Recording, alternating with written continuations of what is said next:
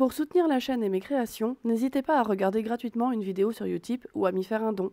Merci, bon visionnage. Et on se retrouve maintenant pour parler du top des films que j'ai vus durant cette année 2019. Si jamais vous souhaitez voir mes flops de 2019, je vous remets le lien dans la barre d'infos et dans le i aussi pour que vous puissiez y accéder. Comme je vous l'avais dit en introduction dans l'autre partie, il y a énormément de films que je voulais mettre à la base dans cette catégorie-là. Je crois qu'il y avait plus d'une trentaine de films que je souhaitais mettre à la base. Je me suis limitée à 15, mais ça a été vraiment un déchirement, une torture. Sachez que là, tous les films, mis à part peut-être pour les 5 premiers que je considère vraiment au-dessus, pour les autres, j'ai mis un classement parce que classement il faut avoir, mais clairement je les considère au même niveau, ce sont tous d'excellents films. C'est bizarre parce qu'en commençant cette année, j'étais pas du tout convaincue par les propositions cinématographiques qui allaient sortir. Je pensais que 2019 allait être une année très pauvre en termes cinématographiques et finalement j'en suis là à la fin de l'année extrêmement contente. Et j'avoue que sur les 135 films que j'ai vus au cinéma cette année, quand même la plupart étaient de très bonne voire d'excellente qualité, alors qu'il y a d'autres années où je vois beaucoup plus de mauvais films que de bons films ou bien des films un petit peu moyens oubliables. Bref, trêve de blabla, commençons sans plus tarder le top de mon année 2019. Je voulais commencer par une petite mention spéciale, ma mention plaisir coupable de l'année. Il s'agit du film Brightburn. Je sais que ce film n'a pas eu de bonnes critiques, je sais que ce film n'a pas été très apprécié. Honnêtement, je peux comprendre pourquoi, mais moi j'ai pris un pied absolument monumental en voyant ce film. Rien que d'en parler, vous voyez, j'ai la banane. C'est un film que j'ai trouvé extrêmement jouissif, extrêmement bien foutu dans ce qu'il souhaitait mettre en place, et que j'ai trouvé même assez jusqu'au boutiste dans les passages gore qu'il nous montrait. Il y avait des choses assez surprenantes que je m'attendais pas à voir dans un film comme ça, qui était quand même relativement grand public, on va dire. Non, vraiment, plus j'en pense à Brightburn, plus j'ai du plaisir à y penser, et j'espère que ça va donner lieu comme ça à un dark cinematic universe avec des super-héros qui auraient mal tourné, parce que moi j'adore le concept, et si ça nous donne des trucs de la trempe série B assumée mais plutôt réussie, avec un côté extrêmement divertissant, jusqu'au boutiste et jouissif que nous a donné Brightburn, moi je suis prête à signer parce que c'est vraiment ma came, ce genre de truc. En 15e position, la petite pépite du cinéma de science-fiction de cette fin d'année, un film, je ne m'attendais à rien quand je suis allée le voir. À vrai dire, j'étais en phase de marathon ciné, donc marathon ciné pour ceux qui savent pas, c'est quand je me prends une journée dans la semaine pour enchaîner 4 ou 5 films d'affilée. J'avais un trou, tout simplement, donc je me suis dit je vais aller voir ça, c'est de la SF, ça peut ne pas être mauvais. J'ai trouvé ça, voilà, bah, ça termine dans mon top, hein, donc forcément j'ai trouvé ça génial. C'est un film que je trouve déjà très beau dans son ambiance visuelle, avec énormément d'importance accordée à la couleur rouge, donc moi en plus c'est une couleur qui me parle énormément, que j'utilise moi-même énormément dans mes dessins, dans ma peinture, dans mes photos. C'est un film que je trouve extrêmement féministe, avec tout un propos sur comment une femme peut continuer à faire une grande carrière, notamment dans des études scientifiques, quand elle est une mère célibataire, qu'elle a un enfant à charge, qu'elle n'a personne pour l'aider autour d'elle, et qu'en plus de ça, elle évolue dans un environnement macho. C'est un film dont j'adore aussi le concept, à savoir le développement d'une plante qui rendrait heureux. Dont la senteur en fait développerait des hormones du bonheur et qui rendrait heureux. Donc j'aime énormément cette idée de savoir est-ce que le bonheur est quelque chose de chimique, est-ce que le bonheur peut être quelque chose de provoqué, est-ce que le bonheur on peut se le provoquer soi-même. Ça dit aussi beaucoup de choses par rapport à la dépression, aux pathologies mentales, ce genre de trucs. Donc voilà, c'est un film que je trouve extrêmement riche, qui est vraiment porté avec brio par des acteurs qui sont tous excellents, qui va au bout de ce qu'il a proposé, qui tient son concept et qui est vraiment une petite perle très originale, très politique, très pointue, très fine et très original, j'ai pas trop d'autres termes pour le définir dans le cinéma de SF, d'autant plus que cette année on n'a pas eu énormément de choses à se mettre sur la dent en termes de SF, d'anticipation, tout ce qui va être de l'ordre de la dystopie, tout ça, on n'a pas eu grand chose à se mettre sous la dent, et ce film là vient combler vraiment nos attentes et ce manque là, petite pépite. En 14e place, Vice. Si vous vous rappelez quand The Big Short était sorti, je l'avais déjà mis dans mon top de fin d'année, Vice ne pouvait pas y échapper. Je pense que je suis définitivement très fan de ce que produit Adam McKay, d'autant plus qu'entre temps j'ai rattrapé La Légende de Ron Burgundy, que je m'attendais à ne pas trop aimer parce que c'est pas trop mon type d'humour a priori, puis finalement je trouve que c'est un gros film de JW. Adam McKay, c'est du cinéma qui est politique, qui est grinçant, qui est actuel, qui est militant, tout en ayant à côté de ça une forme extrêmement travaillée, sophistiquée, notamment en termes de montage, des personnages qui sont hyper bien écrits, qui sont très rigoureux, avec des acteurs toujours absolument géniaux, au top de leur forme. Adam McKay, franchement, c'est du cinéma qui a tout pour me séduire, et Vice m'a séduite. Alors, si j'avais des reproches à faire, c'est du cinéma qui est un petit peu inaccessible dans le sens où c'est du cinéma qui va très vite, qui parle de notions d'économie ou qui parle des notions de politique qui sont très pointues et par moments ça peut perdre un petit peu. Mais en même temps, à côté de ça, comme la forme reste relativement didactique, ça reste quand même accessible. Moi je sais que c'est des films qu'il faut absolument que je revoie, The Big Short et Vice, parce que c'est des films que j'ai eu énormément plaisir à voir la première fois. Ce ne sont pas que des films qui sont des pseudo-documentaires qui se cachent sous de la fiction. Pour moi c'est très rare les cinéastes qui arrivent vraiment à réussir à ce point-là à allier le fond et la forme, et Adam McKay c'est du cinéma vraiment très intéressant, et j'ai hâte de voir ce qu'il va nous faire par la suite. En 13e place, il s'agit évidemment de Shaun le Mouton 2, dont d'ailleurs ma mère pour Noël m'a offert une affiche que je vais rajouter derrière. Je vais changer un petit peu l'ordre d'ailleurs de mes affiches, de mon noir d'affiches, parce qu'il y a des films que je mets en avant, c'est un petit peu des trucs pour combler. Shaun le Mouton, j'ai envie de le mettre en avant parce que... Que dire face à une telle pépite du cinéma d'animation qui est faite avec tant d'amour, de rigueur. C'est tellement drôle, c'est tellement intelligent, c'est archi référencé. Si jamais vous aimez la SF, ce film c'est presque un puzzle à décoder avec toutes les références qu'il y a qui sont cachées. C'est un film qui est hyper riche, qui est hyper intelligent, qui peut se voir aussi bien quand on est très jeune que aussi bien à l'âge adulte. Voilà, Shaun le Mouton 2 c'est une vraie pépite du cinéma d'animation. J'avais déjà adoré le premier opus, celui-ci ça ne déroge pas à la règle, c'est magnifique quoi, vraiment. Puis c'est du cinéma qui est engagé aussi. J'aime beaucoup ce que font les studios Aardman, c'est vrai qu'ils ne me déçoivent jamais. Shaun le Mouton à chaque fois c'est un vrai plaisir de le retrouver, et cette fois-là ça ne déroge pas à la règle. J'avoue qu'en termes de cinéma d'animation, j'avais aussi hésité à mettre Dragon 3 et Lego Movie 2. Alors les films Lego Movie, je trouve que vraiment ce sont des bouffées d'air frais dans le cinéma d'animation actuel. Ce sont des films qui ne prennent pas les gamins pour des cons. Ce sont des films qui ont compris dans quel contexte ils évoluaient, donc ce sont des films avec des problématiques qui sont très contemporaines. C'est drôle, ça va à 100 à l'heure, c'est dynamique, c'est très politique aussi. Vraiment ce sont des films qui sont très intéressants, mais Shaun le Mouton 2 les surpassait évidemment en termes de message politique et en termes d'animation. Et Dragon 3, la conclusion de la saga. C'est vrai que c'est une saga, bizarrement j'oublie toujours un petit peu quand j'essaie de me faire des tops de films d'animation que j'adore, j'oublie toujours un petit peu d'en parler, alors que vraiment Dragon 1, 2 et 3, les trois m'ont cassé la gueule à chaque fois. Dragon 3 il est très beau, mais je trouve qu'il souffre de problèmes de rythme à certains moments, et peut-être qu'il n'est pas aussi parfait que Dragon 1 et Dragon 2, c'est donc pour ça que je ne l'ai pas mis dans mon top de fin d'année. Mais voilà, ça me paraissait aussi important de faire ces deux mentions spéciales à ces deux autres films d'animation qui sont aussi quand même vraiment très beaux, très marquants, et qui prouvent, si jamais ça restait à prouver pour certaines personnes, que non, Disney ce ne sont pas forcément les rois de l'animation, et qu'il y a d'autres excellents studios qui font aussi un excellent travail derrière. En 12e place, le film Sorry to Bother You. Je dois vous avouer que ce film, je l'ai vu en tout début d'année de l'année dernière, donc mes souvenirs sont peut-être un petit peu flous, mais je me rappelle d'une comédie satirique qui va à 100 à l'heure, qui est extrêmement caustique. Un film très drôle, très péchu, extrêmement divertissant. Je me rappelle aussi d'une mise en scène très personnelle, avec notamment des mots qui viennent vraiment s'écrire comme sur des cases de BD durant le film, durant les actions des personnages, avec une histoire complètement barrée d'aliens ou de zombies, un truc où au bout d'un moment le film il vire complètement dans le cinéma de genre, t'es un peu en mode mais what? Pourquoi? C'est un film qui est passé relativement inaperçu en France, et je trouve ça assez injuste parce que vraiment c'est une jolie pépite. Si vous cherchez une excellente comédie, drôle, satirique, avec énormément d'humour noir, des passages très absurdes, etc., je vous conseille Sorry to Bother You, qui vraiment est un bel ovni cinématographique, une belle proposition qui mérite qu'on se penche vraiment beaucoup plus sur elle.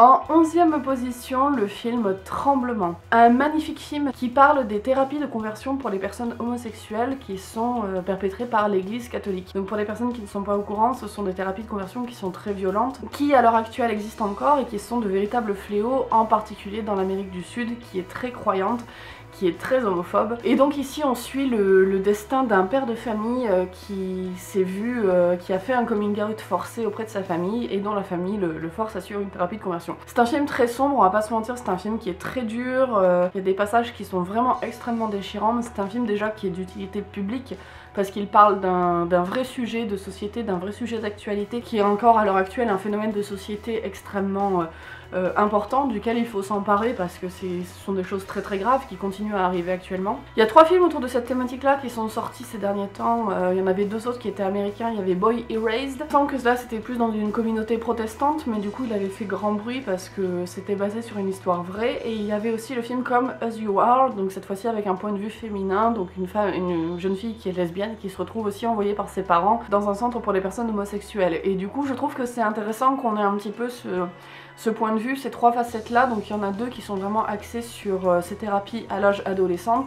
un d'un point de vue masculin, un d'un point de vue féminin, et Tremblement, lui c'est à l'âge adulte, un père de famille, et du coup les conséquences que ça a sur sa vie, sur sa psychologie et tout. En plus de ça, c'est un film qui est très bien filmé avec une caméra qui fait énormément de gros plans, on est vraiment dans l'intimité des personnages, on essaye vraiment d'être dans quelque chose d'assez intimiste, mais qui n'a pas du tout le côté pompeux ou bien peut-être un peu ennuyant que peut revêtir par moments ce cinéma là. Là on n'y est pas du tout, au contraire c'est un film qui est assez haletant, assez frénétique, assez dramatique, assez intense, assez coup de poing.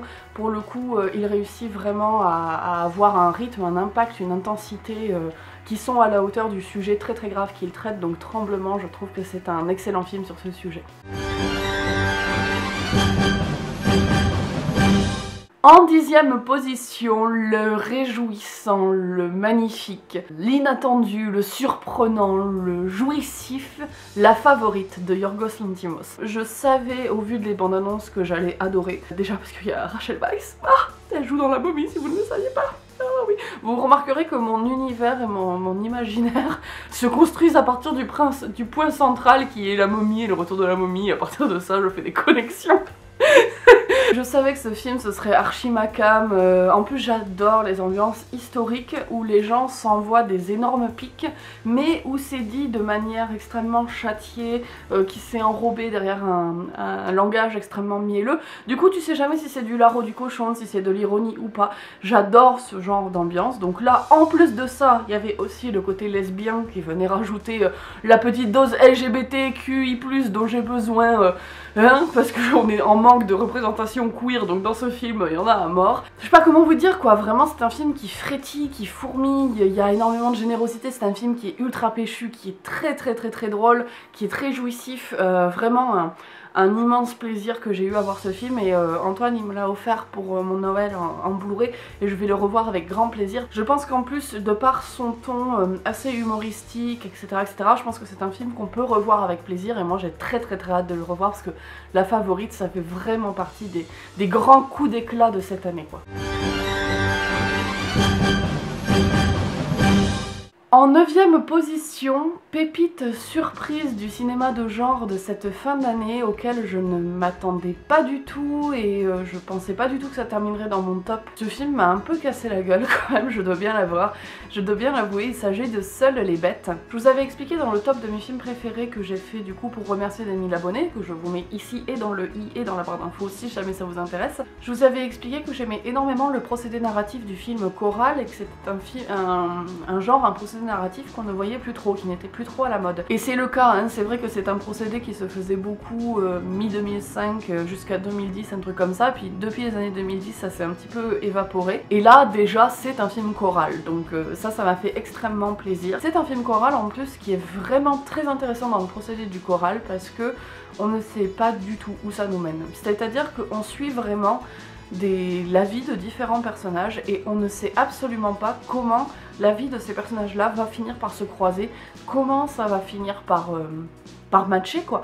On attend, et puis finalement quand il y a les révélations du pourquoi, du comment de chaque vie s'entremêlent, c'est génial. C'est absolument brillant en termes d'écriture, en termes de scénario. C'est brillant, c'est absolument phénoménal. Ça faisait longtemps que j'avais pas suivi un film avant tout pour son histoire et là vraiment Seules les bêtes, l'histoire m'a happée. En plus de ça, c'est un film qui travaille énormément son ambiance, donc on se situe dans des ambiances très enneigées, très froides, c'est l'hiver, c'est gris, on est dans la campagne, il n'y a pas grand monde, il y a beaucoup de jeux sur les ombres qui s'étirent, avec énormément de plans contemplatifs sur la neige, sur les forêts enneigées, etc. C'est super beau en termes d'ambiance, moi c'est des choses qui me parlent énormément en termes d'imaginaire, en termes d'univers. Tous les acteurs sont excellents, on retrouve Denis Ménochet, ce mec qui jouait dans Jusqu'à la garde, si vous vous rappelez pas, enfin moi c'était là-dedans que je l'avais découvert.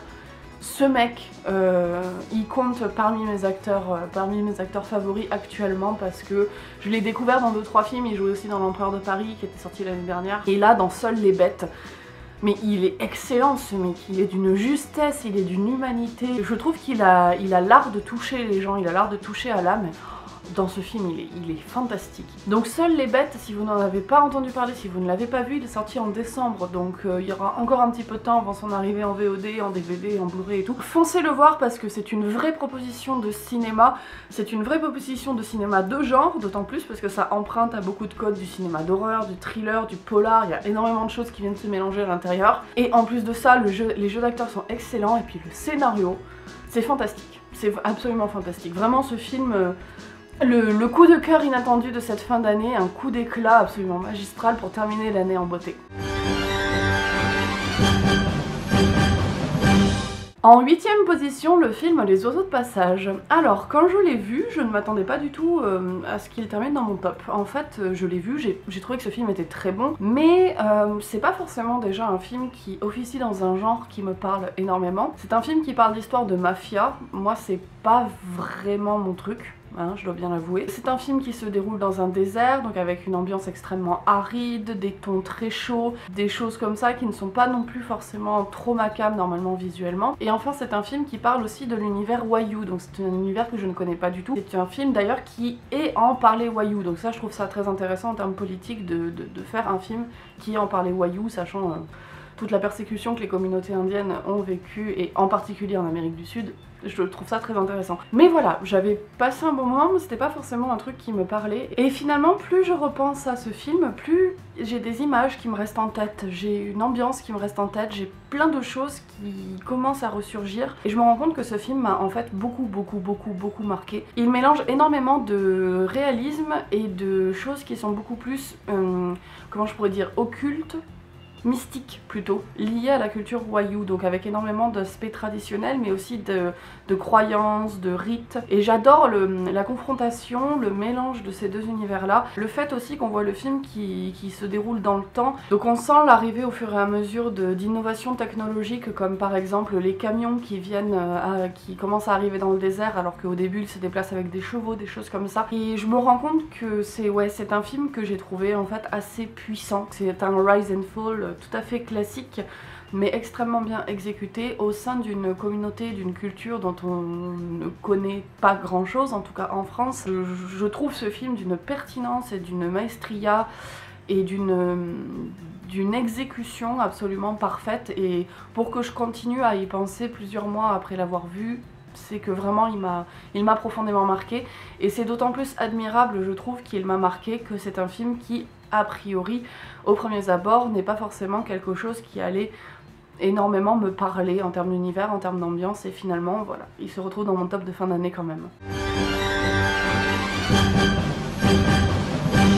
En 7ème position, le film Le portrait de la jeune fille en feu. J'avoue qu'au début, quand je suis sortie de la séance, il y avait des aspects qui me mitigeaient un petit peu par rapport à ce film. Notamment, je trouvais que le fait que le film s'ouvre sur la découverte du portrait de la jeune fille en feu, je trouvais ça dommage. Pour moi, ça aurait pu être un très beau climax. Je trouvais aussi dommage qu'il y ait certaines longueurs. Je trouvais que certaines scènes manquaient de radicalité. En termes de durée, de longueur de plan, voilà, je trouvais que le film s'étiolait un petit peu dans un rythme qui était un peu lent et que ça manquait un petit peu d'impact. Voilà, j'aurais préféré que ce soit un film un petit peu plus, peut-être, un petit peu plus punchy, un petit peu plus coup de poing. Mais après, en dehors de ça, c'est quand même un film avec une ambiance extrêmement particulière. Une ambiance extrêmement belle, qui est portée par deux actrices qui sont absolument formidable. Je pense que grâce à ce film, je suis définitivement tombée amoureuse de Adèle Haenel. En allant voir ce film, je savais quel était le sujet globalement, à savoir deux personnes lesbiennes dans une ambiance historique, mais je ne m'attendais pas à ce que ce soit un film qui soit aussi sensuel, aussi porté sur la peau, sur les corps. Vraiment la rencontre non pas forcément que de deux âmes, mais aussi de deux corps. J'ai trouvé qu'il y avait une manière, une très belle sensibilité dans cette manière de filmer les peaux.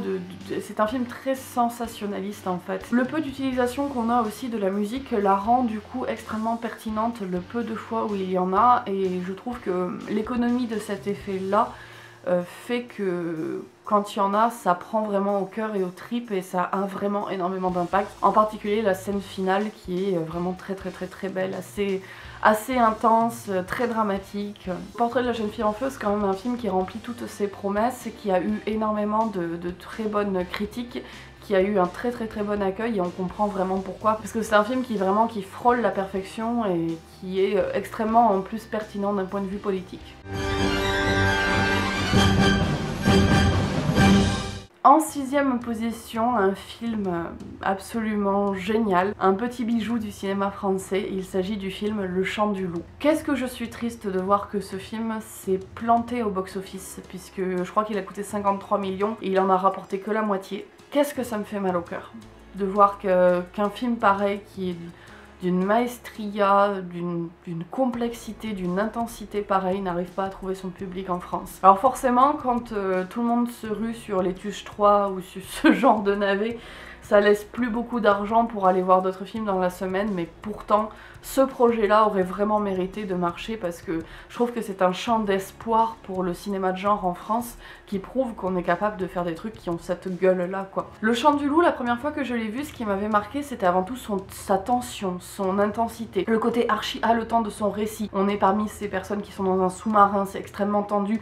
On est quand même face à une menace de 3e guerre mondiale, donc c'est des enjeux qui sont colossaux. Il y avait une tension, un jeu sur le son dans le film, le sound design du Chant du Loup est absolument magistral. D'ailleurs, je me rappelle que quand on avait terminé la séance, c'est la première fois que ça me fait ça, il y avait une espèce de vague de froid qui avait soufflé sur le public.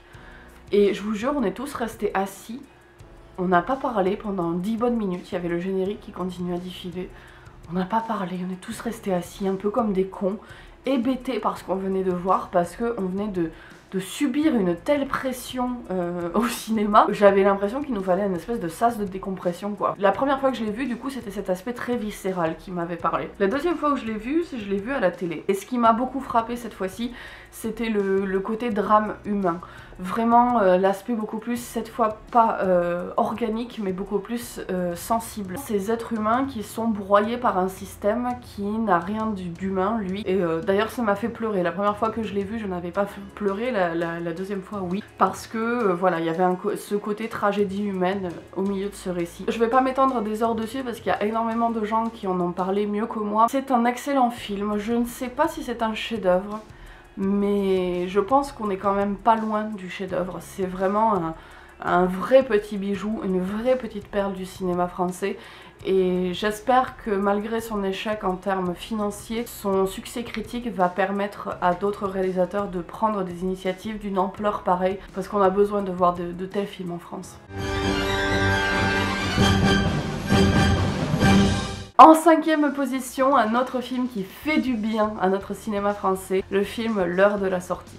En plus de ça, c'est un film pour lequel j'ai une sympathie encore plus grandie et renouvelée, puisque j'ai pu rencontrer Sébastien Marnier lors du Fifi-Gros de 2019. C'était un excellent moment, parce qu'on a pu parler d'énormément de choses sur sa vision du cinéma de genre, sur l'évolution du cinéma de genre en France. Ce qui m'a fait extrêmement plaisir, c'est que L'heure de la sortie, c'est un film qui est très pointu, qui est très fin, c'est un film de détail, c'est un film de minutie, c'est un film qu'il faut regarder de manière attentive et intellectuelle. Et ce qui m'a fait très plaisir en rencontrant Sébastien Marnier, c'est de voir à quel point c'était un cinéaste qui avait effectivement pensé à tous les détails. Il n'y a rien de plus triste, je trouve, quand on rencontre une personne qu'on admire et qui a créé quelque chose, de se rendre compte qu'en fait il y a énormément des choses qu'elle a créées qui sont dues un peu au hasard, qu'elle n'a pas forcément conscientisé. Sébastien Marnier, lui, il a absolument réfléchi tous les détails de son film. Je trouve que ça ne fait que lui donner encore plus de richesse, encore plus de profondeur et encore plus de sens parce que on sent que c'est un film dans lequel il y a eu de l'investissement vraiment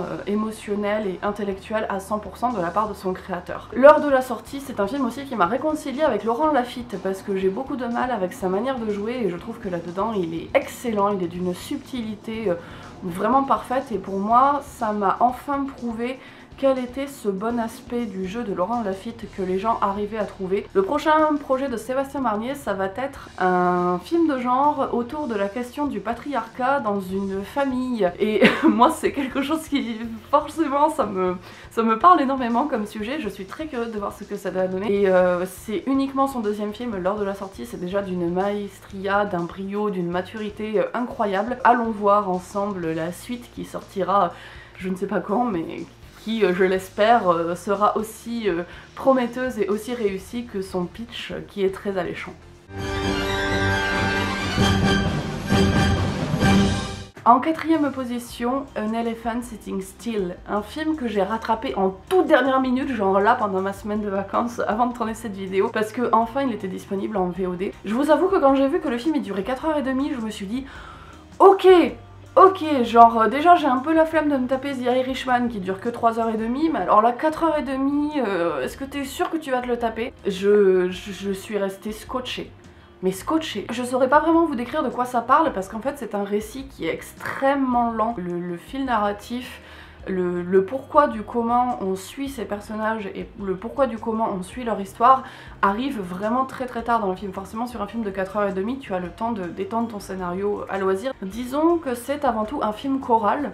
Oui, encore un, qui se déroule dans un immeuble de personnes qui sont très pauvres en Chine, dans une région qui est complètement désertée, et on suit la vie de plusieurs personnages qui évoluent dans cet immeuble. C'est un film qui est extrêmement sombre, qui en plus de ça est nimbé d'une atmosphère toujours extrêmement brumeuse, grisâtre. Le film est très dur en fait dans sa manière d'être filmé, et il fait ressortir la dureté de son propos. C'est un film très lent, donc vraiment il faut s'accrocher pour le regarder, il faut passer le premier quart d'heure où on sent que les dialogues par exemple c'est de l'ordre de et pourquoi tu es allé chez ta mère?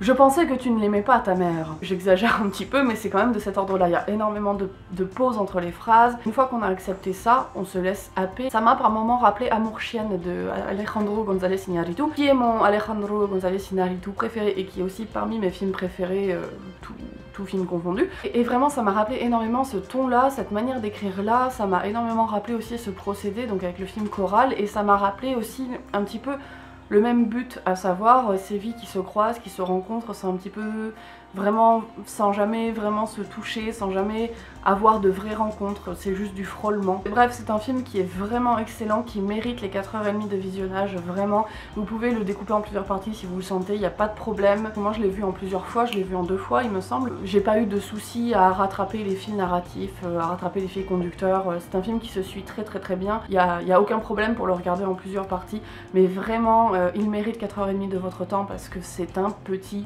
absolument sublime, un petit bijou absolument génial.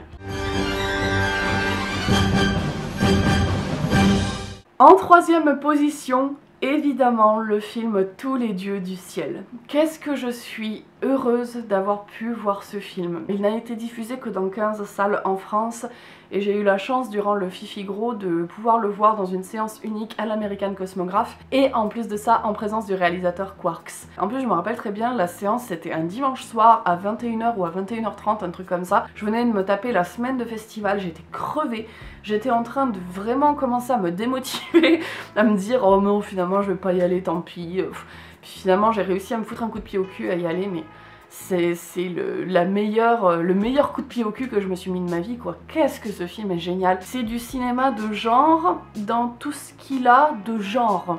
parce qu'il est vraiment inclassable. Il emprunte des codes du cinéma d'horreur, du cinéma fantastique, du cinéma d'épouvante, du cinéma gore, de la SF. C'est pas un film d'horreur à proprement parler, c'est pas un film fantastique à proprement parler, c'est aussi avant tout un drame humain. On suit l'histoire d'un frère qui commence à devenir vraiment fou, qui doit s'occuper de sa jeune sœur qui est handicapée physique, et on suit du coup cette déchéance, ce drame humain là, à travers du coup plein de métaphores qui elles vont emprunter du côté du cinéma de genre. C'est un film qui est tenu par un artiste parce que Quarks c'est avant tout un artiste plasticien, et ça se sent parce que c'est un des films les plus beaux que j'ai vu au cinéma cette année, en termes visuels, en termes de photographie, en termes de mise en scène, en termes de cadrage. C'est d'une rigueur absolument incroyable, les couleurs sont sublimes, les décors sont sublimes, les costumes sont sublimes, tout est absolument fouillé pour faire une vraie œuvre d'art à l'écran. C'est un film qui aurait mérité qu'on en parle plus, qui aurait mérité qu'on le diffuse plus. Le 18 février, il y a une édition DVD et Blu-ray qui sort, je vous conseille évidemment de vous ruer dessus. Personnellement, j'ai déjà participé à la cagnotte en ligne pour pouvoir avoir le DVD et le Blu-ray en avant-première chez Extra Lucid Film, parce que voilà, je le veux absolument. Je suis devenue une groupie incontournable de ce film et j'espère que Quarks va nous régaler d'autres créations parce que c'est... moi, si je suis cinéphile, c'est pour voir des films comme ça en fait.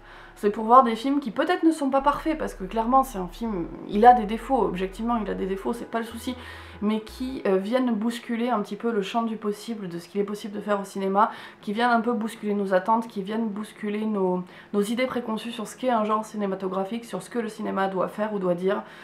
Et moi, ouais, si je vais au cinéma, c'est pour découvrir des pépites comme ça, et qu'est-ce que je suis heureuse d'avoir pu découvrir ce film. En deuxième position, le film Midsommar. Je n'avais pas été extrêmement emballée par Hérédité, que j'avais trouvé bien, mais je trouvais que c'était un film qui n'allait pas jusqu'au bout de ce qu'il proposait. Midsommar, pour le coup, j'ai l'impression que c'est un film où il n'y a rien à jeter, il n'y a rien à enlever.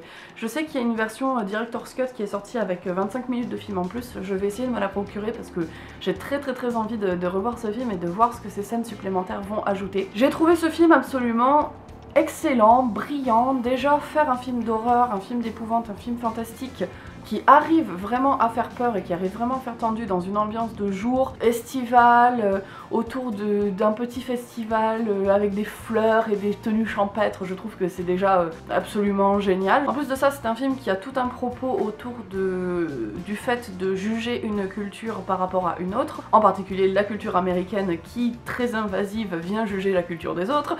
Donc ça, évidemment, tout un propos très anticolonialiste qui me parle énormément. Il y a tout un propos antipatriarcal qui me parle énormément puisque c'est aussi le récit d'une émancipation féminine à travers la découverte d'une autre culture, etc., etc. Dans ce propos-là, d'ailleurs, il rappelle énormément The Witch. Il me rappelle beaucoup The Witch, en fait, dans son ambiance, dans son propos, dans pas mal de choses qui sont mises en place. Midsommar, c'est un petit peu la version estivale de The Witch, je trouve, par moment. Donc forcément, The Witch, qui est un de mes films préférés, tout genre confondu, ça ne pouvait que me parler si Midsommar lui ressemble. Je trouve qu'il lui ressemble tout en ayant quand même sa propre personnalité, sa propre patte, hein, y a pas de souci. C'est un film, Midsommar, j'ai plaisir à lire des critiques dessus, j'ai plaisir à lire des interprétations, j'ai plaisir à lire des avis, j'ai plaisir à y repenser parce que c'est un film, je trouve, qui se digère avec le temps. C'est un film où il y a toujours des petites choses à découvrir, il y a des petits détails, c'est un film qui est extrêmement riche, foisonnant. J'aime le fait que ce soit un film qu'on puisse digérer avec le temps et dont on peut avoir énormément de choses à dire, à discuter, qu'il peut y avoir énormément d'interprétations possibles de ce film-là. Un vrai chef-d'œuvre qui aurait pu rester le meilleur film de l'année, le chef-d'œuvre de l'année, s'il n'y avait pas eu le 18 décembre dernier, évidemment. The Lighthouse. Le film de l'année, peut-être même le film de la décennie. Je vais jusqu'à là, ouais. Je vous disais tout à l'heure, tous les dieux du ciel, je suis cinéphile pour découvrir ce genre de choses. The Lighthouse, j'ai l'impression en fait de vivre pour pouvoir voir ce genre de choses. C'est peut-être un peu exagéré, mais c'est vrai que bon, j'ai une relation très viscérale, disons, avec le cinéma, et The Lighthouse c'est vraiment un film qui m'a donné une telle claque, qui m'a donné un tel espoir sur ce que le cinéma pouvait produire, qui m'a tellement montré le potentiel de ce genre que ouais, c'est vraiment un truc qui m'a redonné une espèce de force de vie. Au-delà de cette relation qui est très personnelle au film, quelle richesse quoi, Je vous parlais de Midsommar et du fait qu'il y avait de multiples interprétations, que c'était un film qui était très riche, sur lequel on pouvait digresser, sur lequel on pouvait avoir des choses à découvrir et tout. The Lighthouse, c'est ça, mais fois 1000, fois 10 000, fois 100 000. Il y a tellement de références qui sont littéraires, il y a tellement de références qui sont politiques, il y a tellement de références qui sont mythologiques, il y a tellement de références qui sont cinématographiques, il y a tellement... artistique aussi, parce qu'il y a aussi des références de tableaux, des références picturales énormément dans ce film. J'ai hâte en fait de me le procurer dans une version Blu-ray et j'espère qu'il va y avoir des versions Blu-ray avec des tonnes de bonus, des versions commentées, des versions avec les livres dont il s'est inspiré, parce qu'il y a des passages entiers du film dont les dialogues sont en fait tirés de livres, donc j'espère qu'il va y avoir ça, j'espère qu'il va y avoir aussi la musique qui va être commentée, parce que le travail du son et le travail de la musique dans The Lighthouse est absolument phénoménal. C'est un film qui me donne envie d'aller plus loin. C'est un film qui me donne envie de l'analyser dans un côté vraiment multimédia, dans un côté qui transcende le cinéma, parce que c'est un film qui va au-delà du cinéma. Pour moi, c'est un vrai film d'artiste, parce qu'il y a eu un tel engagement de corps, d'esprit, d'argent, de temps, d'énergie. Bon, Pattinson, Dafoe, est-ce que c'est vraiment la peine de dire qu'ils sont absolument génialissimes dans ce film? L'ambiance visuelle est une maestria.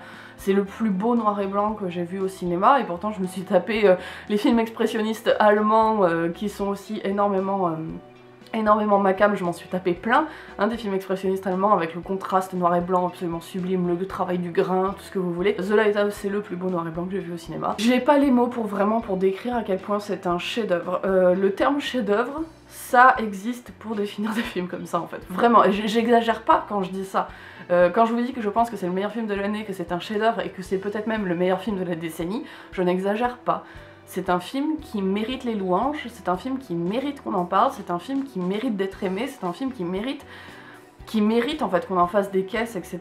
Parce que c'est un film qui met tellement tout en place pour être parfait qu'il devient parfait. Donc là j'ai qu'une hâte, c'est de pouvoir retourner le voir au cinéma, une deuxième, voire peut-être une troisième fois si jamais j'ai le temps, parce que j'ai envie quoi, j'ai envie d'aimer ce film, j'ai envie de le soutenir, j'ai envie de découvrir encore de nouvelles facettes, j'ai envie qu'il continue à me fasciner, parce que voilà, c'est un film, je pense, qu'on n'a pas fini d'en entendre parler, et en tout cas moi je sais que j'ai pas fini de l'analyser, j'ai pas fini de le digérer, parce que quel immense film, quel immense film.